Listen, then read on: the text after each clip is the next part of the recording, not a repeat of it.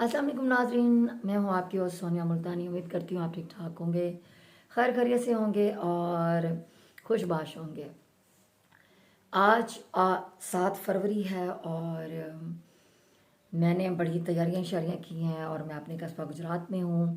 कल 8 फरवरी है और कल मैंने वोट भी कास्ट करना है। उम्मीद है आप लोगों ने भी अच्छे से तैयारी की होगी वोट कास्ट करने की। वोट हम सबका आईनी हक है, हम सबको चाहना चाहिए और ज़रा भी गफलत नहीं करनी चाहिए। हमारे दीगर काम होते रहते हैं, लेकिन कल इलेक्शन का दिन है। कल जाके हमने अपने पसंदीदा लीडर के लिए जाना है, उनको वोट देना है।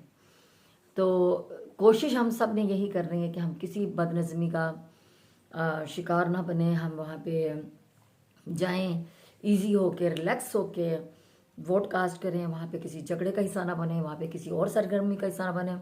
जाएं, वोट कास्ट करके वापस आ जाएं। बाकी अल्लाह मालिक है और आप सब समझदार हैं और सब समझते हैं कि हमने वोट किसको देना है और क्या करना है। हम कहेंगे नहीं कि किसको दें किसको ना दें। आप लोग बाशऊर अवाम हैं, आप लोग सब शऊर वाले हैं, आप लोगों को पता है कि आपने किसको वोट देना है। तो उम्मीद है कि कल शाम को 8 फरवरी को हम सबको पता होगा कि जीत किसकी हुई है इंशाल्लाह। बाकी बाकी अपना ख्याल रखिएगा। और मैंने एक छोटा सा क्लिप बनाया, अपनी छोटी सी पाली सी मेरी भांजी है, वो बहुत अच्छी परफॉर्मर है, छोटी सी है और जिसको ऑलराउंडर कहते हैं ना, हर फन मौला वो है। वो बहुत अच्छा परफॉर्म करती है और छोटी सी एज, ये तकरीबन है 13-14 माह की, ठीक है।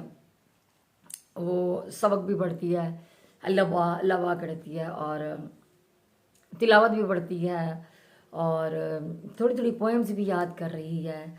और एक हमारा सराकी कल्चर है ना, झूमर, तो वो उस पर परफॉर्म बड़ा अच्छा करती है। तो मुझे बहुत अच्छा लगा।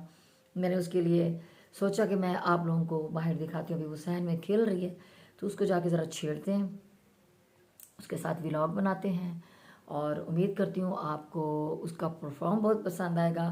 आपने बताना ज़रूर है उसके परफॉर्म के बारे में। और बाकी जो है ना, मज़ीद इंशाल्लाह ताला दुआ कीजिएगा। आप लोगों का साथ, आप लोगों की सपोर्ट, आप लोगों का प्यार मेरे साथ होगा तो मैं व्लॉग्स बनाती रहूँगी।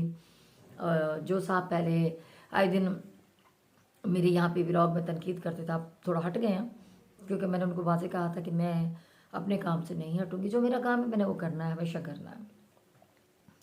अब ये है कि जितने मेरे अच्छे दोस्त हैं जो मुझसे प्यार करते हैं, मोहब्बत करते हैं, जिन्होंने हमेशा मुझे इज़्ज़त दी, मैं उनके लिए कुछ ना कुछ बनाती रहती हूँ, कुछ ना कुछ व्लॉग्स वो करती रहती हूँ। और उम्मीद करती हूँ आपको इस व्लॉग के बाद फिर एक अच्छा सा एक और व्लॉग बनाऊँगी जो सिचुएशन के हिसाब से होगा। एक और चीज़ मैं आपको बताती जाऊँ, क्योंकि आप लोगों को पता है कि ये खबर बड़े दिनों से गर्दिश कर रही है। सोचा मुझे अभी जाते हुए याद आ गई, मैं आपको थोड़ा वो बता दूँ। इकरारुल हसन भाई हमारे बहुत अच्छे एंकर, बहुत अच्छे होस्ट, बहुत ज़बरदस्त इंसान हैं। उन्होंने एक बेड़ा उठाया जाली पीरों को पकड़ने का, और वो उनके प्रोग्राम से मैंने बहुत कुछ सीखा है। मैं अपने सारे रंग पंजाब में या अपने खबरहार शो में, मैं कभी भी अगर वो ये जाली बाबू के बारे में कोई बताती थी तो मैं उनके प्रोग्राम से वो सारी स्टोरियाँ लेती थी। तो उन्होंने एक पीर हक खतीब साहब के बारे में बताया। उनकी बड़ी पब्लिक है जी और बड़ी दुनिया उनको फ़ोन पे दम कराती है। मैं आपको अपनी एक बात बताने जा रही हूँ। मेरे कज़न हैं, हमारे जानने वाले, बहुत यानी कि दूर के कज़न हैं, करीबी नहीं, दूर के रिश्ते में कज़न हैं। वो बीमार हुए, उनको भी किसी ने पीर हक खतीब का कहा तो बिल्कुल ठीक ठाक थे। 3 माह के अंदर अंदर उनको ना किसी बीमारी ने लपेट लिया। टेस्ट करवाया, पता चला जिगर का कैंसर है, हलक में सारा वो फैल चुका था। किसी ने कहा जी आप हक खतीब के पास जाएं, वो तो बहुत अच्छी पहुंची हुई सरकार है, ये कैंसर कुंसर उनके आगे कुछ भी नहीं है, वो बड़े मुआवजे दिखाते हैं, आपने मेडिसिन नहीं लेनी, आपने इलाज नहीं करवाना। उनकी जो जो हालत ख़राब होती है, ये हम लोग चश्मदीद गवाह में आपको बता रही हूँ। आखिरकार वो किसी तरह हक खतीब साहब के पास पहुँचे। वो बड़े तकलीफ़ में थे, बड़ी अजियत में थे, उनसे बैठा नहीं जा रहा था, उनसे सफ़र नहीं किया, क्योंकि मुल्तान से जाना उनके पास बड़ा सफ़र था, लेकिन उन्होंने वो सफ़र किया तकलीफ़ में। आसान हो रही है।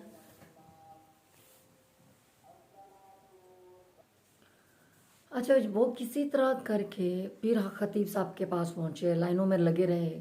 आखिरकार जी सामना हुआ, उनके पास हाज़िरी दी उन्होंने।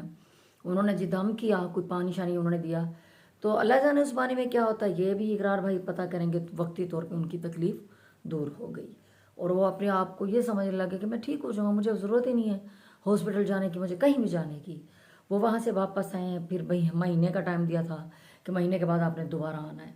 तो उसके बाद फिर कुछ दिनों के बाद दोबारा उनकी तबीयत ख़राब होना शुरू हो गया, लेकिन वो हॉस्पिटल नहीं जा रहे थे क्योंकि पीर साहब के उस पानी से बड़ा ही उनको फ़र्क हुआ, फाका हुआ। उन्होंने कहा अब तो मैंने हॉस्पिटल जाना ही नहीं क्योंकि मैंने इन्हीं के पास ही जाना है, मुझे आराम आ गया था, जाते ही उनके आस्थाने पे मुझे आराम आ गया था। उसके बाद जी महीना गुजरा तो बहुत हालत ख़राब होना शुरू हो गई। आखिरकार दोबारा गए हैं तो उस दिन उनको शदीद तकलीफ़ थी, कोई आराम नहीं आया। फिर वापस आए, घर में इतनी तकलीफ़ हुई, हॉस्पिटल लेके गए हैं तो उस वक्त मामला बहुत ख़राब हो चुका था और इतनी हालत ख़राब थी और हॉस्पिटल में वो शदीद मतलब तकलीफ़ में, अजियत में, आईसीयू में चले गए। वहाँ पे उन्होंने बड़े तकलीफ़ वाले लम्हात गुजारे। आखिरकार वो जानवर ना हो सके, उनकी डेथ हो गई। तो मतलब एक तकलीफ़ ज़ाहिर हो गई है, उसका इलाज बंदा करे, डॉक्टरों के पास जाए, उसी मौलज के पास जाए जिसकी जो तकलीफ़ है, जिसके पास इसका इलाज है। ये नहीं कि आप किसी बाबे के पास, आमिल के पास चले जाएं, वो इस तरह का करें। तो ये हकीकत है, जो इकरार भाई ने बेड़ा उठाया हुआ वो सच्चा है और इकरार भाई की हम सबको सपोर्ट करनी चाहिए। मैं अगर ये बात ना जानती होती मैं कभी इस मामले में ना बोलती। मैं आपको हकीकत बता रही हूँ, मेरे कज़न के साथ ऐसा हुआ है और बेचारा वो इस दुनिया से चला गया और आज उसके बच्चे यतीम हो गए हैं। तो आप लोग इन जो भी ये आमिल बने हुए, ये बाबे बने हुए हैं, और इन पे यकीन ना करें। जो सच है, हक सच अल्लाह का नाम है और हदीस में भी है कि आप अपना इलाज करवाएं, आपको कोई तकलीफ़ है, कोई बीमारी है। तो इकरार भाई की मैं सपोर्ट करती हूँ और इंशाल्लाह ताला वो वक्त ज़रूर आएगा, इकरार भाई सुरखरू होंगे। बाकी जो है ना, वोट की बात मैंने आप लोगों से कर ली है और अब मैं अपनी छोटी बहन जी का आपको परफॉर्म दिखाती हूँ, बताइएगा ज़रूर वो आपको कैसा लगा है। ओके जी, अल्लाह हाफ़िज़। और मेरे चैनल को न्यू देखने वाले मेरे चैनल को लाइक करें, शेयर करें, बेल आइकन को प्रेस करें और टल्ली खड़का के रखें। ओके जी, अल्लाह हाफ़िज़।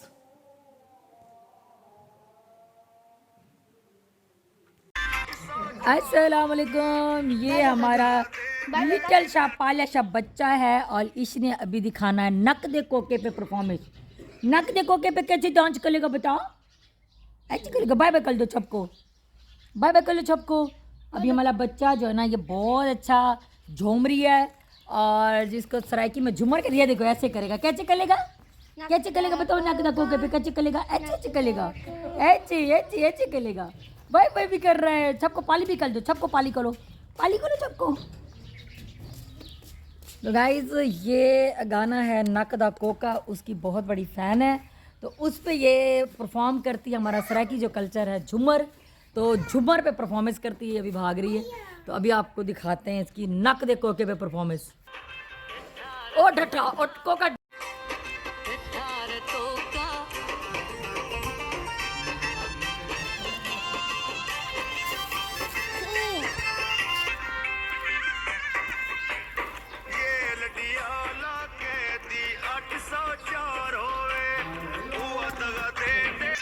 तू भी कर।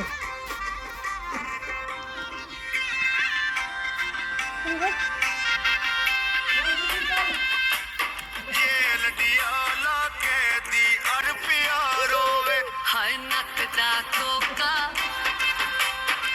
ठार कोका, हाय नक दा कोका, ठार कोका, लब लब ककियां नहीं लबदा, मूड़िया ढोला नवी करोला, हौली हौली गेर तुला माया, मैं मर वैसा तू परदे